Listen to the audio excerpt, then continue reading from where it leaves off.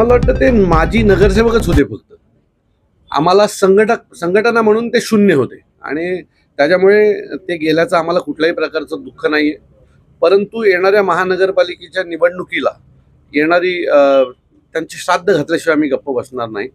आणि राजसाहेबांची काय ताकद आहे किंवा राजसाहेबांच्या महाराष्ट्र सैनिकांची काय ताकद आहे ते आम्ही दाखवू. आजपर्यंत एक इतिहास आहे की महाराष्ट्र नवनिर्माण सेनेतनं जो बाहेर पडला तो कधीही मोठा झालेला नाही.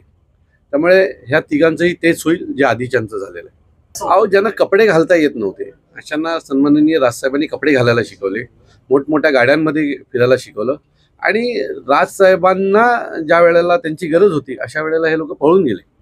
सो मला असं वाटतं की जो मतदान करतो त्या मतदाराला पण माहिती आहे की हे गद्दार आहे आणि यांच्या आयुष्यभर यांच्यावर गद्दारीचा स्टॅम्प राहील. योग्य वेळेला योग्य पद्धतीने यांना उत्तर दिलं जाईल आणि खात्रीने सांगतो की या सगळ्यांना येणाऱ्या महानगरपालिकेत आम्ही घरी बसवल्याशिवाय राहणार नाही. अहो, तुम्ही ज्या वेळेला राजकारणात आलात त्यावेळेला तुम्ही कोण होतात हे याचा कधी विचार केलात का? तुम्ही जे ठेकेदार झालात ना ते देखील सन्माननीय राजसाहेबांची कृपा होती. तुम्ही 50-50 लाखाचे ज्या वेळेला टेंडर घ्यायला लागलेत ना ते टेंडर घ्यायला जो खर्च करायला लागतो ना तो पण सन्माननीय राजसाहेबांची तुमच्यावर असलेली कृपा होती. आणि ज्या माणसाची तुमच्यावर कृपा होती ज्यांनी मोठं केलं त्याच्या बाबतीत जर तुम्ही अशा प्रकारे गद्दारी करत असाल त्यांना का गेले कधी कोणी प्रश्न विचारला का? यांच्यावर पक्षाचा अन्याय होत होता का? याच कुणाल भोईलकडे मागची 5 वर्ष महाराष्ट्र नवनिर्माण सेनेची धुरा होती या शहराची. अक्षरशः पक्षाचा वाटोळा केला त्या माणसाने इथे. म्हणजे जाण्याचं कारण काय? पैसा. मग विश्वासार्हता कुठे गेली जी सन्माननीय राजसाहेबांनी मागच्या 5 वर्ष तुमच्यावर ठेवली? राजू दादाला तुम्ही तुमचा भाऊ तुमचं दैवत बोलत होतात ना.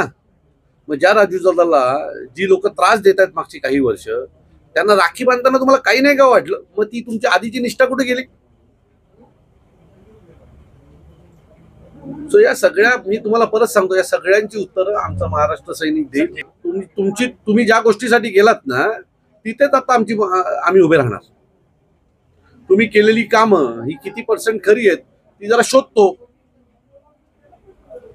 जोपर्यंत तुम्हाला आर्थिक उधळमंड पडणार नाही ना तोपर्यंत राजसाहेब कळणार नाही. त्यांना राजसाहेबांच्या दारात जाऊन पाया पडायला लावल्याशिवाय आम्ही तर महाराष्ट्र सैनिक गप्प बसणार बघा. पद कोणाला द्यायचं कधी द्यायचं याच्या बाबतीतला निर्णय सन्माननीय राजसाहेब घेतात. येत्या रविवारी सन्माननीय साहेबांकडे आमची बैठक आहे आणि त्या बैठकीत निर्णय होईल.